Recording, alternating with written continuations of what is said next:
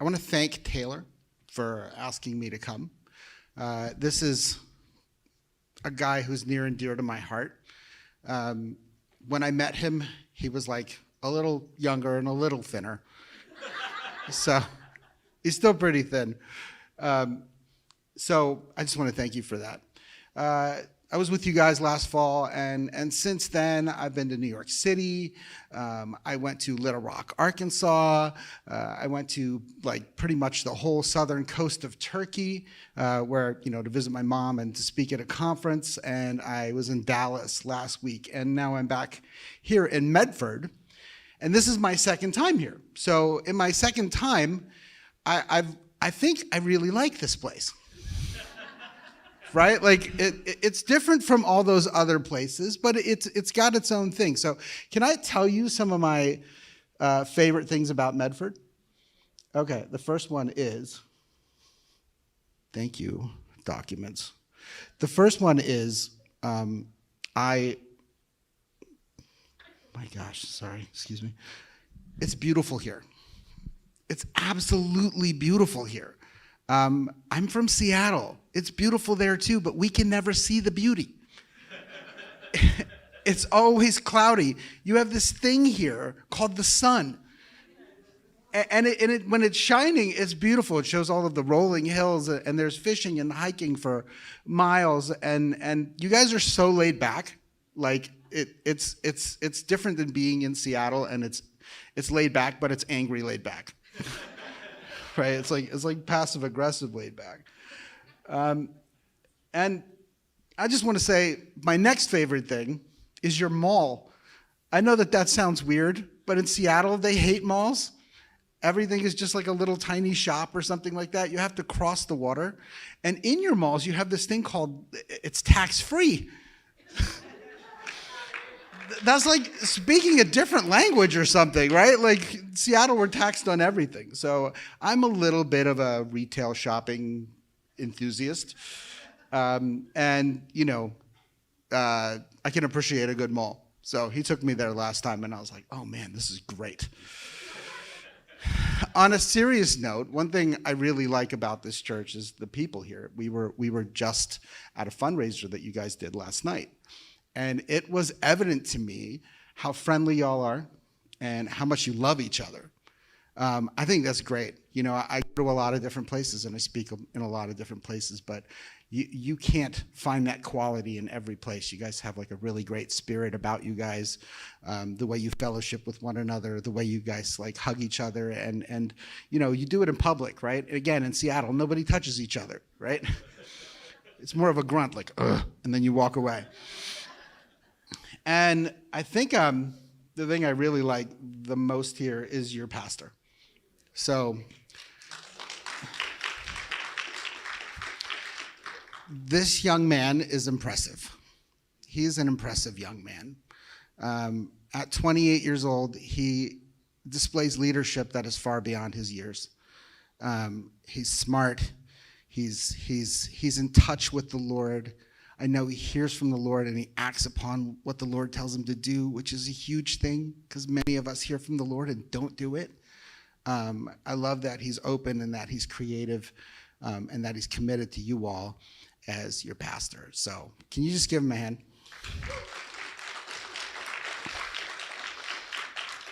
And just as a former assistant, Grady's pretty cool too.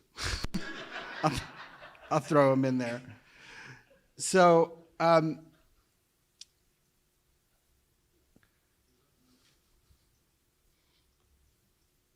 it. I work for the Almeida Initiative, and I have 6 children. This is my wife, Kelly. My oldest is Max, the tallest one. The 2 off to my left are Jackson and Emine. They're both 11. They'll be 12 in a couple weeks here. The unicorn with the cat ears in the middle is Abigail. She's our 9-year-old. And there are 2 7-year-olds. The one in the blue is Nora, and the shorter one is Ruby. And when I said, look up to everybody, because I was trying to get them to not be looking at the floor and all over, she literally looked up. We have been married for 17 years in November. We lived in New Jersey together, while we were married. And I was at a Messianic synagogue in New Jersey for 15 years. And then our first set of twins were born, and we decided that, we needed to be around more family. God started to slowly work on my heart because I thought I would be buried in New Jersey. I was like planted there. I wanted to stay there. But God slowly opened the doors for me to be able to move on. And then we felt like God was calling us to Seattle. And in calling us to Seattle, I'm like, this is a weird place. And, what do you guys have? Like grunge music and clouds, right? But we felt God opening doors for us. He opened the door of my heart. That was the most important one. And we wound up going to a Messianic synagogue in Seattle that you're probably familiar with, Rabbi Matt's synagogue. They hired me as the worship leader when they figured out I couldn't sing. Who can stop the Lord Almighty? He hired me to be his assistant rabbi, and we were there for 10 years. So I stepped down from being a rabbi, and I stepped into a new role with a new organization, and people are always asking me, like, why did you do that? Well, first, before I get into that, I want to tell you a little bit about Almeida. Our main function is to make Islam understandable to Christians and make Christianity accessible to Muslims. We do that by equipping churches, some Messianic congregations, mission-based organizations. We even have input in, businesses, local businesses in Seattle that want to get to know, how do I talk to a Muslim? And we give them an understanding of Islamic worldview. So the backstory of Islam and how they think. So in that, we give them practical ways to be able to engage them. I tend to think that Islam feels like a monolith. Do you know what a monolith is? It's like a cold, stone thing that, you might be afraid to touch. In the movie 2001, the monkeys didn't want to touch it. Islam kind of feels like that. It feels like it's unapproachable. It feels like it's closed, and you can't actually access it. And we're there to be able to teach believers how to effectively communicate the gospel to Muslims. Until recently, my role was the coordinator of Afghan outreach. So basically, I helped our organization respond to the refugee crisis that was happening in Afghanistan after the fall of Kabul. We got 5,000 refugees. Churches were like, what do we do with these guys? We don't know how to speak their language. We don't know anything about their culture. We really don't know anything about Islam. Help us figure this out. So, as far as dealing with individual refugees, we did things like help them get their asylum paperwork settled and, took them to biometric fingerprinting and, all of the hearings and all that other stuff, just helping them get into regular life, right? How do you settle into regular life after having lost everything? And then on top of that, being a Muslim. We're currently attempting to help the Afghan church replant itself in Seattle. So as you can imagine, when the Taliban took over, they were already persecuting Christians, but then they started murdering Christians. So before the fall of Afghanistan, a bunch of them got out. They were given special status by the United Nations, and they were evacuated. And a bunch of them went to a camp in Abu Dhabi. And we worked to get some of them. We tried to get all of them. We didn't get all of them. And we're helping them reestablish our goal is to help them reestablish the entire Afghan church, or as much of it as we can reach, there in Seattle. A lot of people have asked me, why did you stop doing Messianic ministry? So it's a complicated story, right? I was very happy as a rabbi. I loved what I was doing. But in order for me to be able to get you to understand why I stepped down, I need to share my testimony with you. I was born in Mersin, Turkey in 1974. My father was an Afghan refugee who had to flee for his life from the king of Afghanistan, a man named Zahir Shah.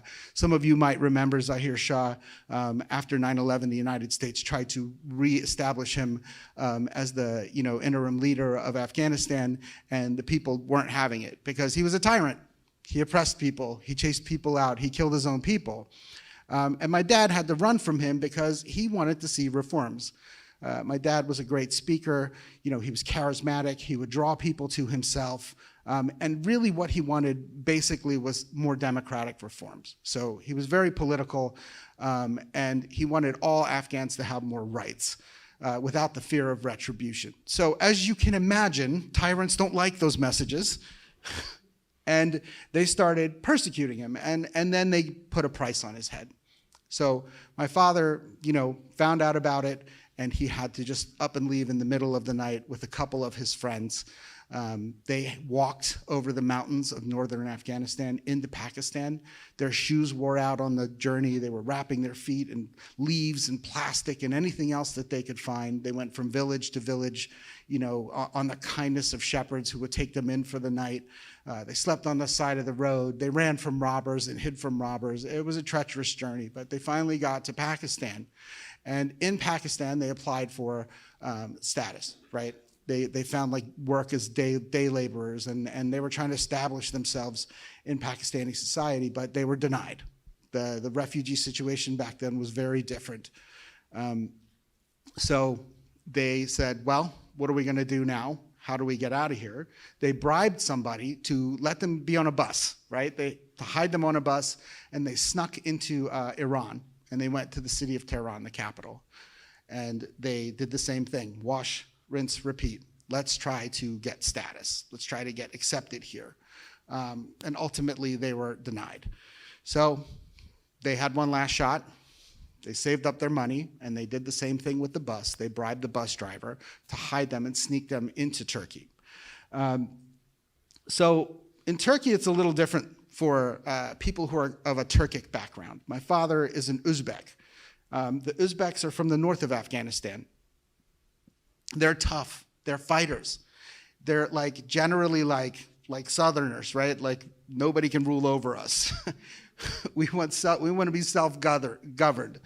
If you remember the Northern Alliance, prior to the invasion of Afghanistan, that's what the Northern Alliance was. It was made up primarily of Uzbeks who were fighting against first the Soviets, then the Taliban, and then partnered with the United States. There's a great movie called 12 Strong, and it's got Liam Hemsworth in it. It's talking about our response to 9/11. So you can put that in your back pocket when you're bored on date night.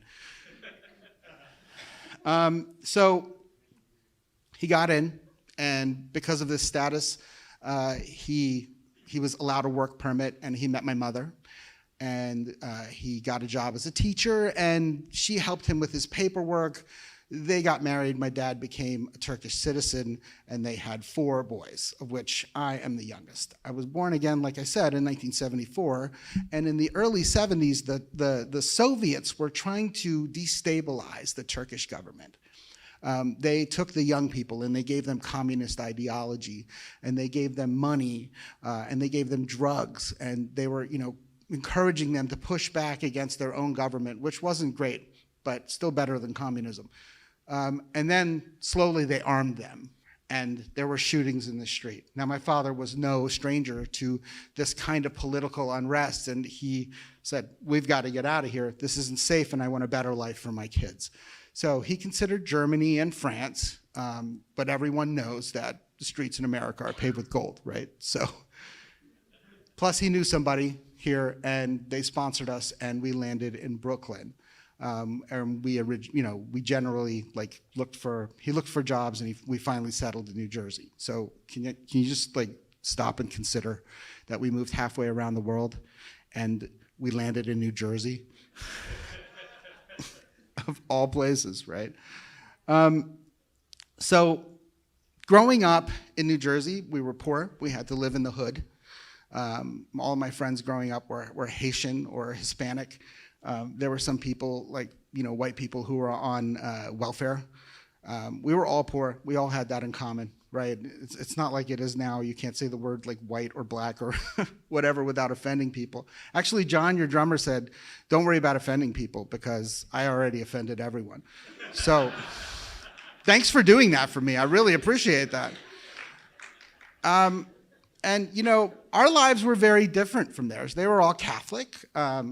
We ate on the floor. on at a tablecloth called the sofra, and we had our rugs hanging on the wall. It was a very different existence. Everyone did Christmas. We didn't do Christmas. We sat there and we were bored out of our minds because all of our friends were, doing things with their families. Their lives were very different. And when you grow up that way, you're a teenager, you're a kid, you're a teenager, you want to fit in. You don't want to be different. Nobody wants to be different. But in that, you start feeling alienated, right? This kind of bitterness can creep in, and you start feeling alienated, and slowly you start feeling isolated. And the more and more you feel like that, the more and more resentful you become. So I grew up in this kind of environment where I wound up resenting my neighbors. I wound up resenting my friends. I was jealous. I wanted what they had. I wanted that kind of family. I wanted that kind of community. We were the only Muslim family on the block, probably for miles for a long time. And we didn't have our people. You know how you need your people? You need that support structure. You need your people to support you. You need to go to, your aunt's house and eat her soup, right? We didn't have any of those things. The only way we could get those things was my dad would, reconnect with Afghans who were in New York City. We would go all the way to New York City and sit there in these hot apartments that didn't have air conditioning, and the men would all talk with each other and the women would all hide in the kitchen, and the rest of us kids would be in one bedroom, trying to figure out what to do. And it became clear as these gatherings progressed that to the Afghans, I wasn't Afghan enough. And to the Turks, I wasn't Turkish enough. I don't speak fluent Turkish. We spoke it at home, but I was encouraged to speak English. I understand a lot of Turkish. And as far as Farsi and Urdu and some of the languages, Arabic, I don't know any of that stuff. My dad wanted me to learn Turkish, but like a kid, I was like, nah, I want to watch Bugs Bunny, right? Take that sense of alienation and isolation, and it compounds, right? Because these are supposed to be your people, and you don't have them. And then when you're around your American friends, you don't fit in because your name is Aybars Uckun, right? And you can imagine what kids do with that when they're singing the songs about your name, The worst one was the Flintstones. Aybars Uckun, and then as it follows, right? So, eventually we moved out of the hood. My dad built this big house. He liked everything big, and he would invite people to come from New York, and we always had a crowd. There were always people coming in, and he had these things he called no shoes, no booze parties, right? So you take your shoes off, and you weren't allowed to drink alcohol. And people would come from all over because my dad kept some of his following. He had a legacy, and people would come from all over to listen to hear him talk about politics and religion, world affairs, and sometimes even just for advice. People would come because he was a wise person, and they would ask him what do I do with my kids? How do I treat my wife in this instance? So the reality of those parties was my dad had a great time and my mother was miserable because she did all of the cooking. She did all of the cleaning. My dad did all of the talking and all of the tea drinking. And, at one of these parties, I saw these guys, they got done praying, right? We gave them the living room and they had their prayer, rugs out. And then after they were done, my mom brought tea into them. And as she was serving them tea, they were all kind of looking at each other and snickering. And then she left the room. Now, I don't know Farsi, but I know enough to know when you're talking about my mama. And they were essentially saying that, they were mocking her because she wasn't an Afghan. So these guys had just gotten done praying, and they were so pious a second ago. But this woman comes in and is acting like a servant and giving them everything that they need. And they're looking down on her. And you know what a flashpoint moment is? That was a flashpoint moment for me because I looked at that moment and I said, I'm from New Jersey. You don't talk about my mama.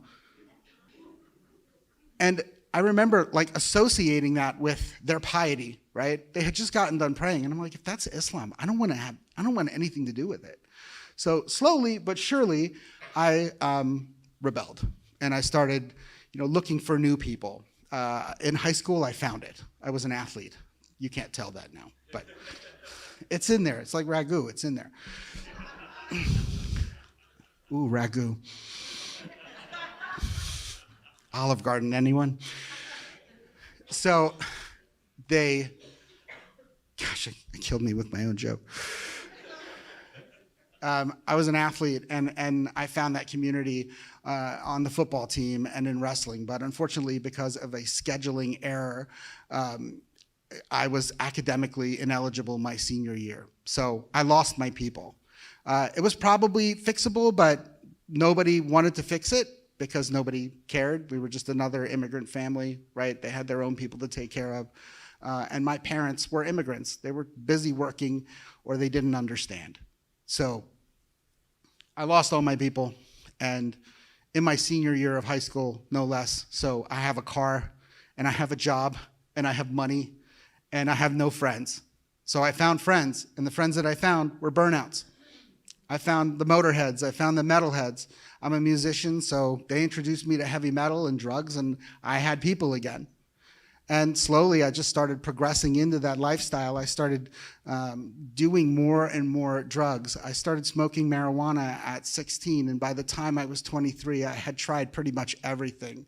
I did LSD. I did several different kinds of hallucinogenics. I did cocaine. I did pretty much everything but heroin, and that was next on my list. So when you live that lifestyle, you start to get into trouble. Right? There are consequences to that lifestyle. And I'm not very smart. I'm not good at doing bad things. I get caught every time.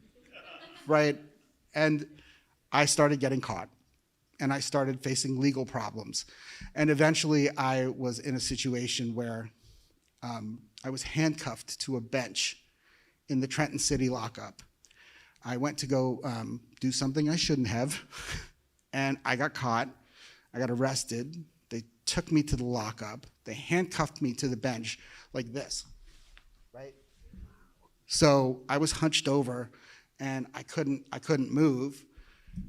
And then in comes a transvestite prostitute wearing a blonde wig. And they sat him down next to me. I think they were trying to scare me straight. I don't know. And he just kept on looking at me and licking his lips. And as I like to tell people, that's when I started calling upon the name of the Lord. Because I was high as a kite, and I'm like, God, please get me away from this guy. Please don't let me get locked up with this guy. And I would pass out again, and there he would be, licking his lips and trying to inch closer to me. As the night progressed, I got my own cell. I slept it off, and then they released me in the morning on my own recognizance. And I remember walking out of the precinct and thinking, I'm going to die. Because I can't stop. And I remember asking God in that moment, help me. I can't do this. I can't do this. I can't stop. And it kind of set me on a spiritual journey, and I started looking into world religions. I started reading up on them. I studied Eastern philosophy. I have a tattoo on my arm, if you can see it. It's a yin-yang in the shape of a sun, because that's what I believed at the time. There's energy, right? There's light, and there's darkness, and there's good in darkness. There's good in evil, and evil in good, and it's all just kind of a moral relativism. But I had invented my own religion I like to call transcendental pharmaceuticalism. Where take what I just said and then add LSD, right? But again, it wasn't answering my questions. It wasn't meeting the need. It wasn't. And the more and more I studied, the more and more I realized I don't believe it. I don't believe in just energy. I don't believe in praying to my ancestors. I don't believe in trying to find this place of tranquility, because I never found it. And slowly, I just started to realize that I think I believe in just a God. Not many gods, A God, because who was I calling out to in that jail cell? What was I looking for? So in times of crisis, I think when you're young, particularly when you have a spiritual crisis or when you have children or something like that, you go back to what you were raised in. And in my case, it was Islam. So I went and I came clean to my father and I told him everything. I told him about the drugs, which, he's my dad. He knew.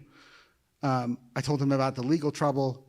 And then I started asking him all of these questions about Allah. And I was like, explain to me this, or how does this apply? What do you do? Like most Muslims, my dad had read the Quran. He had memorized parts of it. Most Muslims don't do that, but my dad did. But even he was like, I can't answer your questions. So what you should do is you should study to be an imam. An imam is a Muslim teacher, right? They're essentially just like a pastor.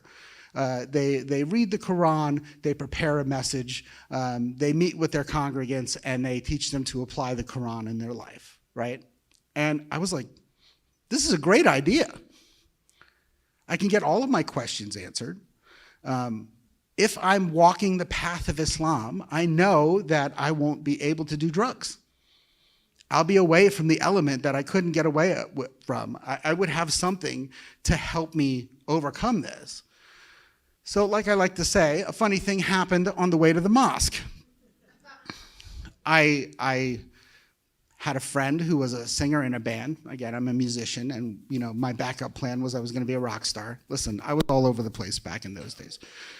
And they introduced me to a long-lost friend, his girlfriend's long-lost friend, and it turns out that she was a Christian, and they were like, you two would probably be good together. So they tried to connect us, and one night at a bar, I asked her, hey, can I buy you a beer?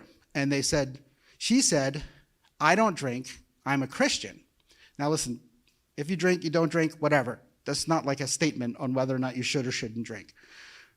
In that moment, though, as a person who drank, it didn't make any sense to me. I was like, can you explain what this is? And how many of you have seen Star Wars, right? Most of you have seen Star Wars. It's like, I was in hyperspace, like you're sitting there looking at everything, and then all of a sudden I'm in this kind of tunnel. And every word that came out of her mouth seemed like it was alive. I don't remember what she said, but it had a grip on me, and I was hanging on every word. And the more and more I listened to her, the more and more I was intrigued. So a little time went by, and then I asked her out. I said, hey, do you want to, go to a diner with me or something like that? And she said, well, you can do that, or we can go to church. And, I was genuinely curious, right? So I said, sure, let's go to church. She showed up on that Friday with chaperones. So my first date with a Christian girl was chaperoned. And they put me in a car, and they drove me to Philadelphia to a place called Beth Yeshua. And it was just this Messianic synagogue. They had never been there. They didn't know what to expect. I certainly did not think that's where we were going. I mean, I walked in and people have these long talits on, like prayer shawls, and they're blowing these ram horns, and they're doing this kind of up-tempo circle dancing. And I'm like, what the heck is going on?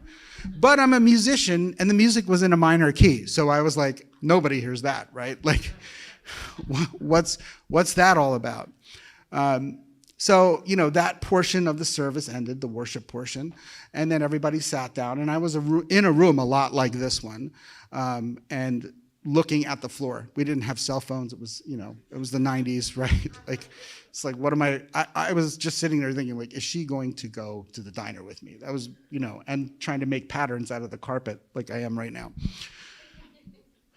And during the sermon, the rabbi said this line: Saddam Hussein wants to destroy Tel Aviv, but Yeshua won't let him do that. So again, this is 1997. This is post the Gulf War.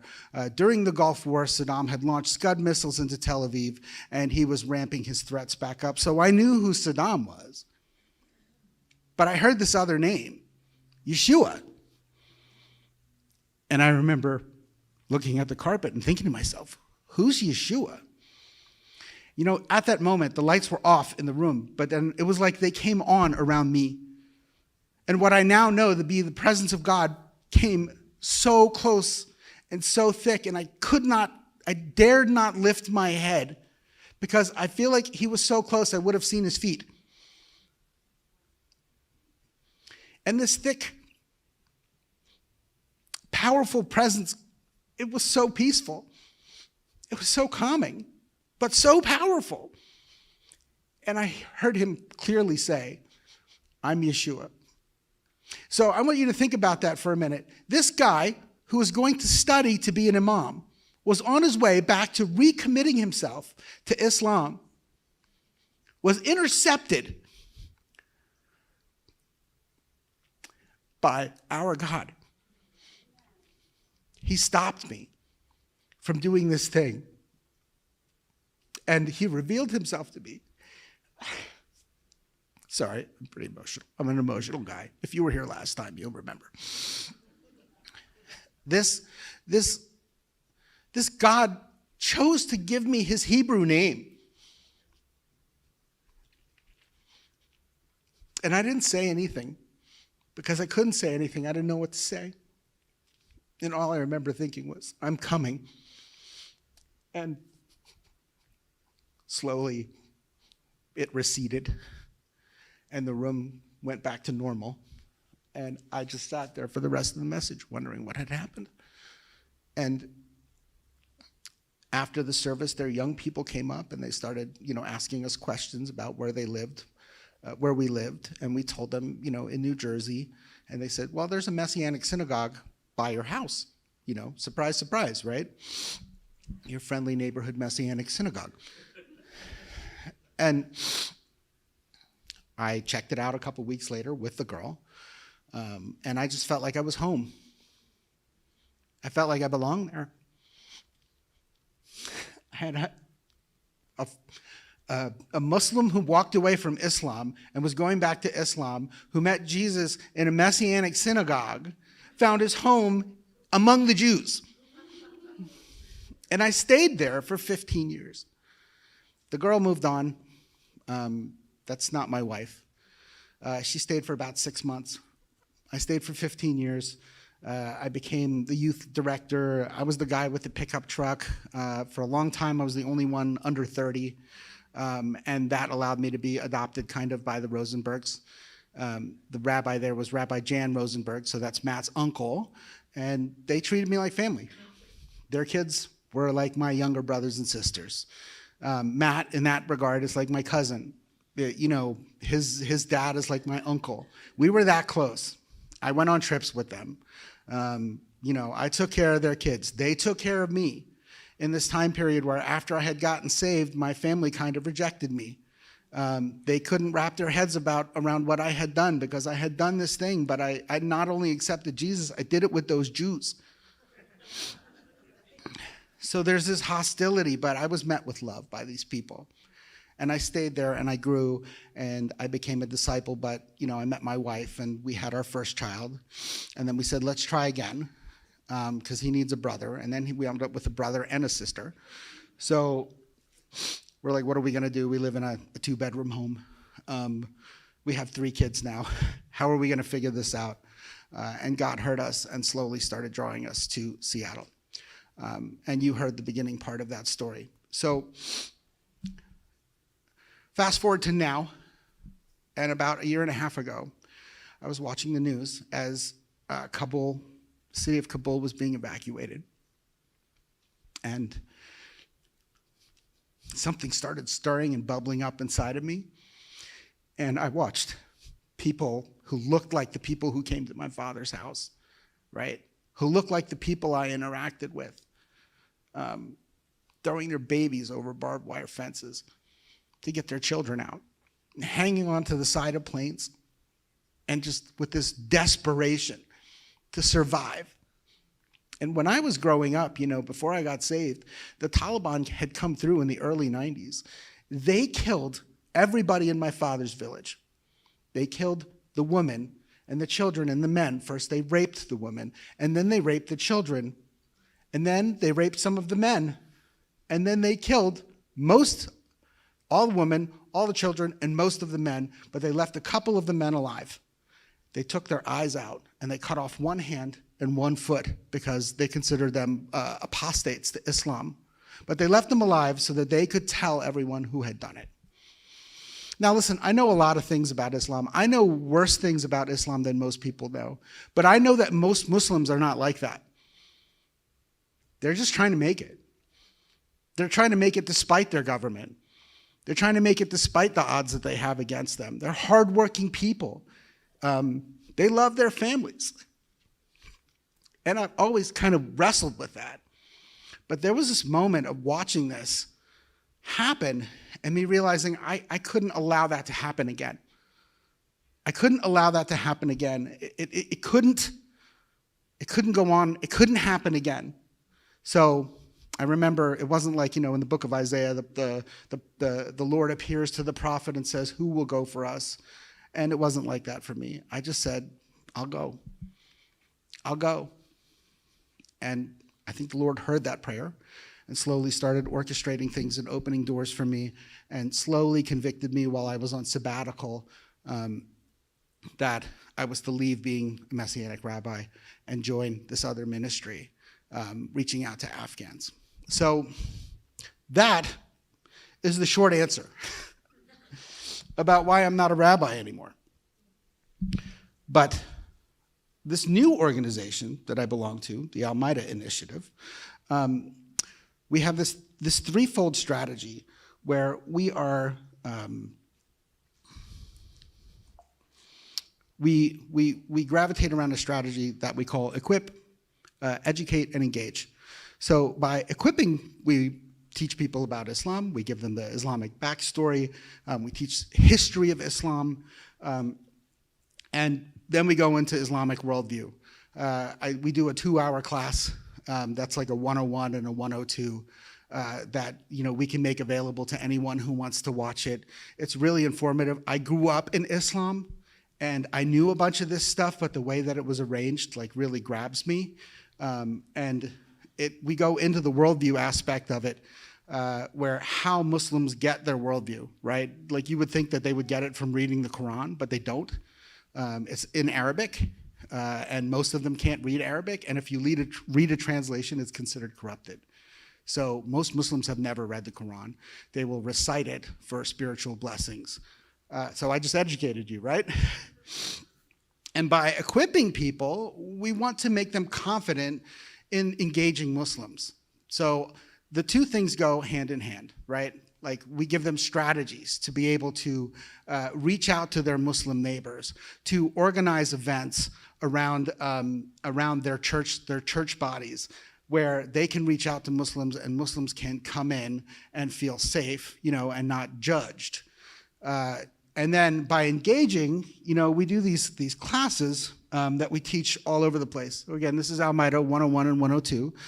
This is a class we taught in Midtown Manhattan. We did a tour of New York. We got invited to speak at 4 different places, so we knocked them all out in like a weekend.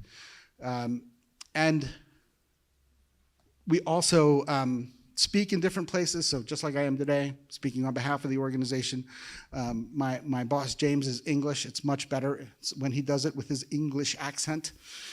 But here I am speaking at a church in Bothell, Washington, giving my testimony and talking about the organization. We also reach out to other organizations that are Muslim. This is me at a gathering of the Muslim Student Association at Edmonds College in Edmonds, Washington.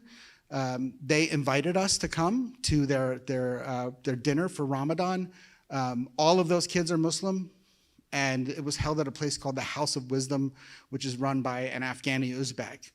And got to be there. That one fellow in the back is part of a student organization. He's a believer, but he has Muslims in his group. So we went, and I made a ton of contact with the Muslim community.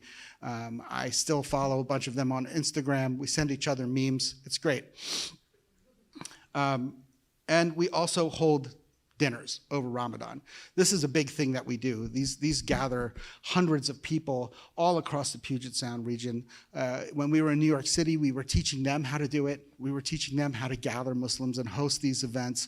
The churches will often provide the catering and the venue, and we will go and help facilitate conversation. We put these cards on the table that, are conversation starters. At this particular one, I brought my son, who's sitting to my right in the picture, and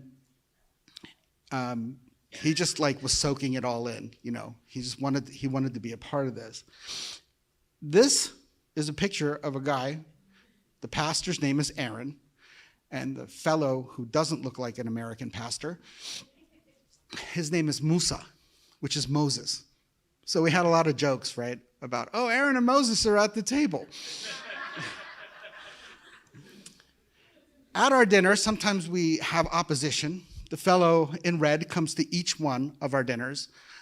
His name is Sheikh Abdullah, and he comes to argue with us about Islam. There's this thing in Islam called dawah, where dawah is the act of spreading the light of Allah to all non-believers.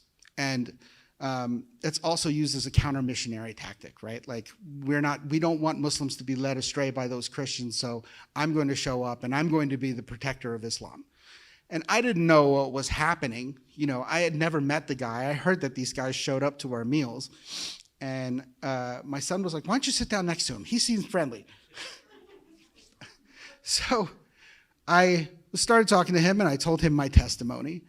And his head kind of exploded. He was like, how do you know that was God? It was a jinn, and a jinn is a spirit, I was like, it's not a jinn, because God doesn't do those things. And a jinn certainly wouldn't identify himself with a Hebrew name for Jesus. So he then started to proceed to tell me that Jesus was a Muslim, that Jesus worshiped Allah. They believe these things in the Quran, right? Anyone who ever did anything good in the Bible was a Muslim. And anyone who doesn't believe that is an infidel, doesn't believe. So we did this for about 2.5 hours, and we were loud at one point, but at the end, we sat down and we were friends. I look forward to next year when he comes to every one of our dinners and having more conversations with him. One big thing we do is we create content. Our content engages the Muslim world. We have a YouTube channel that has a big reach. It doesn't have a lot of followers, but it gets shared a lot. Muslims are afraid to follow things that are not Muslim, right? So if it has well, let me just put it this way. We don't have a ton of subscribers, but we have a ton of shares, right? So people won't smash that like button, but they are watching.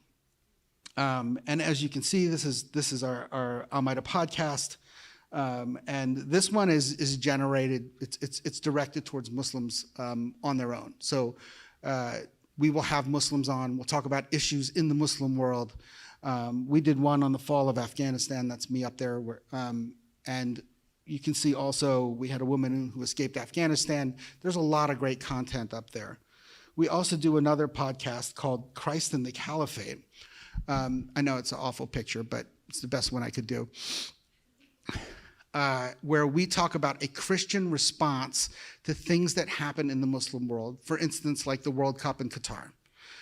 For instance, the execution of Ayman al-Zawahiri by the United States via drone strike. The riots in Iran. The effect of geopolitical things that happen in the Muslim world. The Turkish earthquake is one that we were planning on filming. And I love this next picture because it just shows how engaged I am, right? That's Marcy, one of our, rotating guest hosts. It'll be me and James, who are the two, mainstays, and we'll just filter people in. Although the best thing that we've done lately is this thing called Ask Al-Maida. And these are questions that we get emailed to us from Muslims. They ask us questions about the Bible. And, rather than get into, long email responses, we make these videos. And these videos are really effective. Our online presence generates a lot of comments right? So they might not hit the like button, they might not subscribe, but they will comment. And some of them will start asking questions in the middle of the comments, and we'll say, well, we'll make a video about that. One other thing we do, again, like I talked about earlier, was we're trying to replant the entire Afghan church, as much of it as we can bring, to Seattle. So as you can understand, building a church of mostly refugees can be challenging. Dealing with their legal status and their inability to get around, and their inability to gather, helps. We transport them to we transport some of them to different houses. As you can see, this is one of our meetings. The church is actually doing great. It's growing. It's no longer just refugees. It's Persian speakers from different countries who also had to come as refugees but have been here longer. From Iran and Iraq and different places. And they have picked their leaders. So this is great. They're organizing a teaching schedule. They rotate from house to house. So the church is doing really well. We continue to provide oversight, pastoral oversight to them, and we help mediate the problems between the ethnic groups who don't trust each other, but are now believers. And have to trust each other because they're now believers, right? They're in Christ now.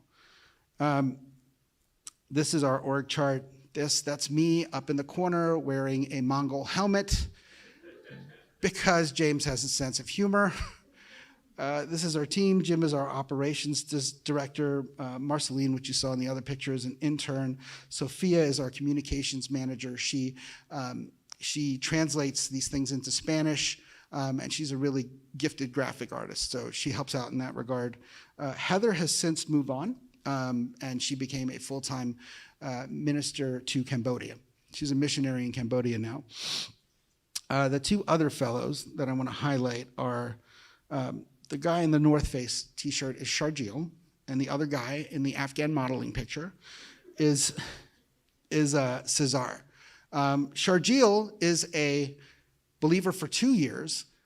He went to Saudi Arabia to study the Quran with Islamic scholars. And he realized in Saudi Arabia that he did not believe in the Quran. And it left him very disillusioned. He applied for a student visa in Seattle, and he found our content.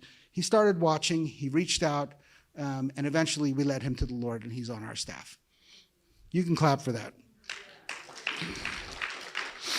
Sharjeel speaks Pashto and reads Arabic, so he's invaluable in our study of the Quran.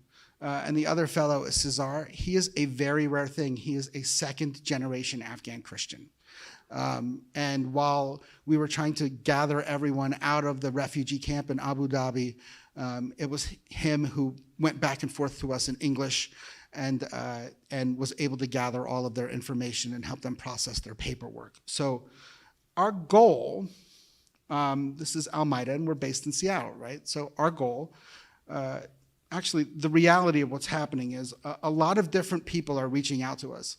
And they have, we want to start an Almeida chapter in Tampa. We want to start one in Chicago.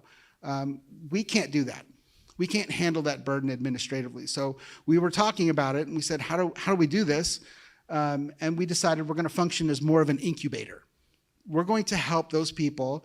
We're going to give them access to our content, and we're going to coach them, and they're going to develop their own ministry. And as they develop their own ministry, they'll employ our outreach tactics, and then they'll grow and be able to do the same thing. It'll reproduce. Our goal, our 10-year goal, is to open in different places across the world. So we want to open in Dubai, right? Dubai is Islam is practiced in the Middle East, Northern Africa, and the Far East, and it looks to Dubai, right? It looks to Dubai and Saudi Arabia for its influence. So as we open in Dubai, the process will repeat itself. There are already Christians in those areas who are asking us, how do we become part of Almeida? How do we connect with Almeida? How do we reach our people? A lot of them are former Muslims, but honestly, they don't know anything about the Quran. And when they are faced with questions about the Quran, they don't know how to answer them. And that's where our input is valuable to them. It's also, Europe, right? Like Europe has millions of Muslims in it. And the idea is to have Islam, everywhere where Islam is practiced, that it has the ability to turn to a Christian influence, to be able to see Christ being proclaimed in a way that's relevant to their individual expression of Islam. Eventually, we want to open up in the Philippines and maybe North Africa, and all of the places where Islam is being practiced, and to continue this pattern. But I want to ask you a question. Why does all of this matter to you, right? So it's good that we're doing this thing. I'm seeing a lot of nods of approval. But why does it matter to you? Because it matters to God. Yeshua, Jesus, died and he rose from the dead for all mankind. And God has foreordained a remnant from every nation to know him. We know this in Revelation 7:9, where it says, "After these things I looked, and behold, a vast multitude that no one could count, from every nation and all tribes and peoples and tongues. They were standing before the throne and before the Lamb. They were clothed in white robes with palm branches in their hand and crying out with a loud voice saying, 'Salvation belongs to our God who sits on the throne and to the Lamb.'" This is the destiny of a remnant out of every nation, out of every culture, to stand before God at the end. If you're a believer, we'll all be there. We'll be there with them. We also have the Great Commission, right? "Go therefore and make disciples of all nations, immersing them in the name of the Father and the Son and the Ruach HaKodesh, the Holy Spirit, teaching them to observe all I have commanded you." So that's great, but what if I told you that God has plans to bring revival to the Islamic nations in the Middle East, right?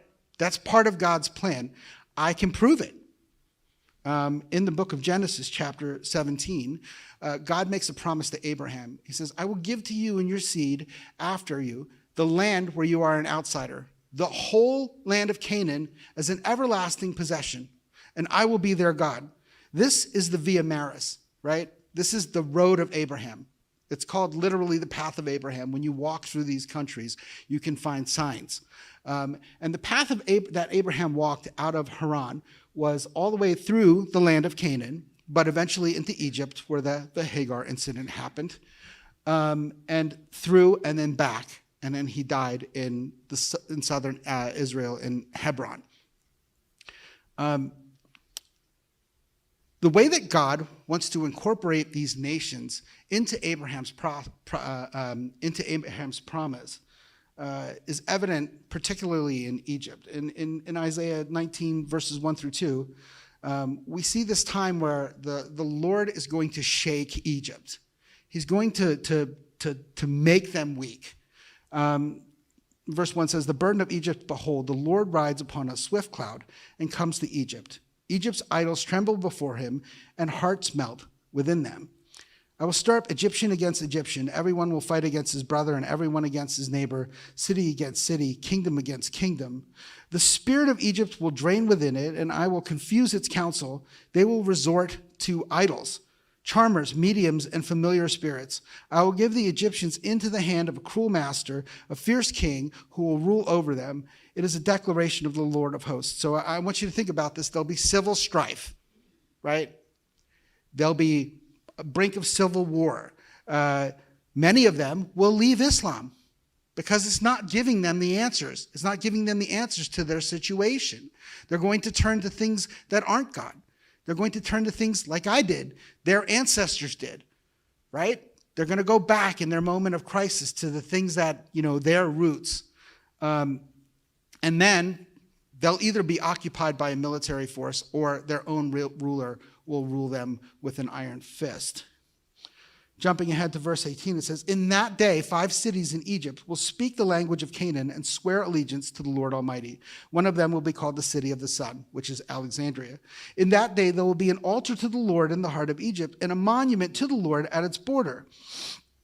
It will be a sign and witness to the Lord Almighty in the land of Egypt. They will cry out to the Lord because of their oppressors.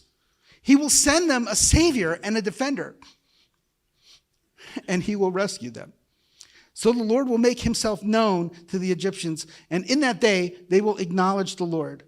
In that day there will be a highway from Egypt to Assyria, and the Assyrians will come to Egypt, and the Egyptians to Assyria, and the Egyptians will worship with the Assyrians. And in that day Israel will be like a third, along with Egypt and Assyria, a blessing in the midst of the earth. Adonai Sevaot, the Lord of hosts, has blessed, saying, "Blessed is Egypt, my people, and Assyria, my handiwork, and Israel, my inheritance." What God is doing in this moment is extending the Abrahamic covenant to nations that are not nations that are promised to Abraham. How does he do that? He does that through Jesus, the Savior and defender that will be sent to Egypt. You know, it's funny because God delivered the Jews out of Egypt. And one day he'll deliver the Egyptians from themselves. So we know about Egypt, but what's Assyria? So Assyria, in the day of Isaiah, is this map. It's parts of Iran and parts of Persia. It's Syria and Jordan. And kind of after, a little bit after the time of Isaiah, it spreads all the way through Turkey and kind of, you know, into like the southern part of the Ukraine. I was born, that little island there is the island of Cyprus. And I was born kind of directly, you know, across from that, in that little bump down there. And every time I go to Turkey, I'm amazed because I see all of this Assyrian architecture.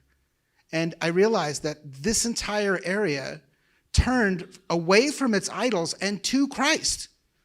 It was Christian. It was all Christian at one point. And slowly over time, other influences have come in, and there have been wars and conquering and all these things. But God's plan is to redeem these places and to introduce them to the Abrahamic covenant through Jesus. And listen, I'm standing here in front of you as part of that. You can play a role in this. You can play a role in this and help facilitate this thing that God wants so desperately to happen. These three nations will have the same place as Israel. I want you to think about this, right? The three of them worshiping together is like that great multitude worshiping before the throne, worshiping God in this earth. You know, it says in that day, when we go and look at something in that day, the foundations of what God will do in the future are based in the past, but we are called to work on them in the present. We are called to look towards that day and work towards it. And I want to encourage you that there are things that you can do to work towards that day. The first one is prayer, right? Prayer is so important. Things don't happen without prayer.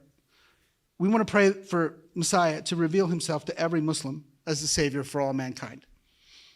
We want to pray for reconciliation between Jew and Gentile, but specifically for reconciliation and peace between Islamic nations and Israel. I would even expand that to the West, right? We want to have peace in the Middle East, right?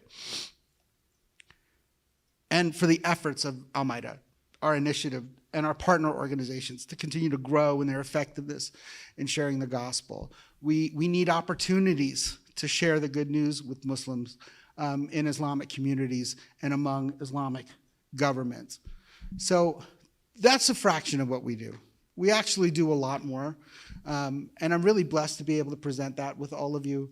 I would say that your next step is to consider the thing that the very thing you're talking about, the Global Impact Fund. You guys can play a role, not just in my thing, right? Not just in the thing that I'm presenting to you, but in the Great Commission, in the facilitation of the great multitude that stands before God that you will be a part of. You're called to bring people to that multitude. And you can do that through your generosity. You can do that through your prayers. You can do that through having an active mind that is focused on bringing people closer to God, whether they be Muslims or not. People are going to show up after me, and they're going to have their own pitch. And they're going to sit there and they're going to ask you to do the same thing. And I want you to consider how important each one is, because you are called to work towards the future in the now. You are called as a Christian to spread the gospel to every nation. And you can do that right from here. Thank you.